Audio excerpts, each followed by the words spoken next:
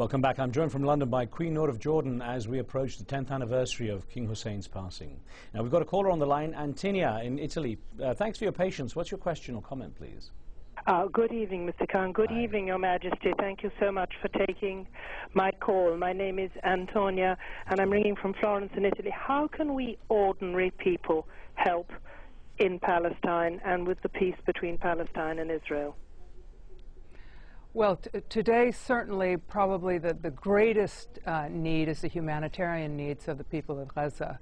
And there are now, trucks have resumed providing very basic supplies into Gaza, much less than is needed just for the minimal needs of the people there. So we need to provide as much humanitarian support as possible. And of course, on the level of trying to influence the peace process, the people on the ground, the grassroots in all of these communities need as much support. The moderate people who are reaching out to one another across conflict lines need as much support as possible to continue that process during a period of such severe conflict when it becomes increasingly hard to reach out to one another. So I would say for people who are listening, who want to engage and contribute in some way, humanitarian support is absolutely vital right now, and trying to support those who are reaching across conflict lines. Right. We had on our Facebook page, we had a question posted by a viewer called Majid Siddiqui in Pakistan, who wrote in saying, recently President Gaddafi of Libya wrote in the New York Times that Jews and Muslims cannot survive without each other, citing labor and economic issues. He has suggested that both communities create one country, Israeltine. Do you think a one-state solution is viable for Muslims and Jews? And I should point out, actually, this is a topic that's being discussed fairly intensively in our live station chat room. People are asking, do you believe that there could be a one-state solution? Yeah, I saw that article, and it's true that there is, from a variety of different angles, a lot of discussion about that. I know it's rejected out of hand by the parties themselves, and the international consensus has been that a two-state solution is required. When you talk about Jews and Muslims and Christians, we are all children of Abraham. We are, in Islam, we are all people of the book. We are a family of the book, of the Torah, the Bible, and the Quran. We are one community that bear an enormous responsibility, and to develop the common ground that exists in all three faiths, which are founded upon the same prophets, the same teachings, and the same fundamental spiritual values. And there really is the most valuable material for making peace. There was an interesting article recently. I know you're a strong advocate for Islam and also for a better understanding of Islam, and especially for Muslim women. And there was an interesting article in the press just now about an Iraqi woman who allegedly recruited female suicide bombers they were victims of rape and abuse, and she'd started to recruit, up to about 80 potential suicide bombers by saying, persuading that they should do this in the name of religion. Now, of course, as someone who is trying to do so much to change the Western views and misperceptions about Islam, these kind of stories must be very hard to counter. It must be very hard to explain this. I don't know a great deal about that particular story.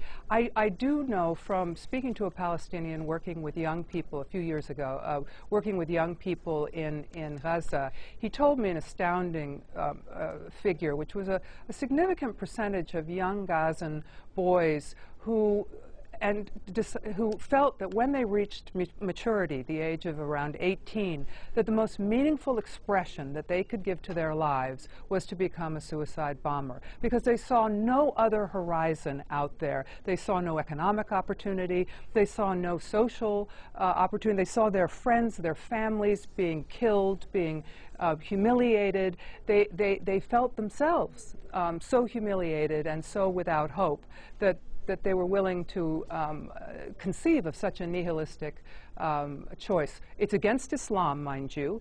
The killing of innocent civilians, of non-combatants, is contrary to Islam. So, and suicide is contrary to Islam. So this is not a religious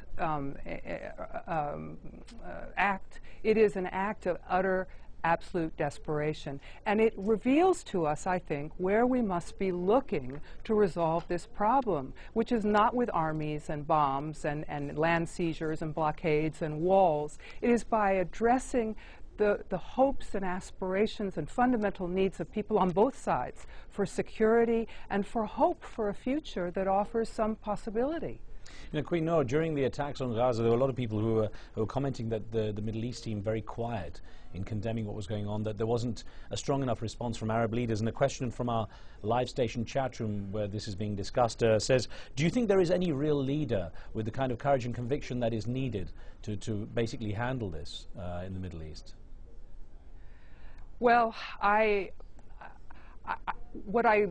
come back to the Arab Peace Initiative because it was a collective offer, and all the Arab states joined together in that initiative, and to guarantee security and peace to Israel if there was a return to the 1967 borders. And obviously there might be minor adjustments here and there to the various aspects of that initiative. But I think there you have the Arab world together, coming together, and I think that's going to be very important for the future.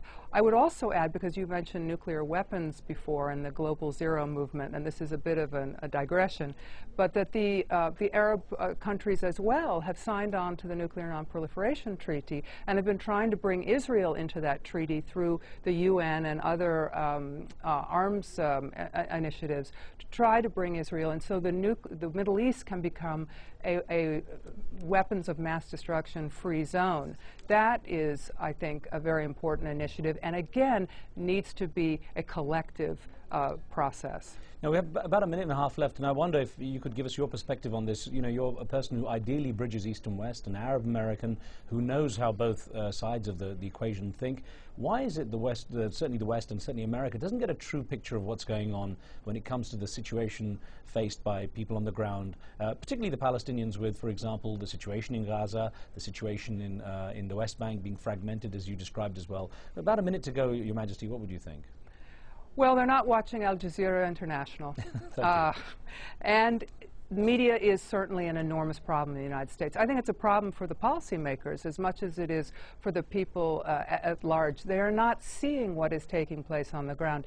In terms of what just happened in Gaza, as you know, there was a media blackout by Israel. The international media were prevented from getting in and actually seeing what was taking place as it was taking place. And that certainly had an impact on an understanding of what was taking place. There's a political dynamic in the United States as well that has not allowed for a accurate and balanced presentation of the of the conditions of Palestinians in the West Bank and Gaza, their suffering and their struggle for peace and for security. I'm so sorry to have to end it there. We have some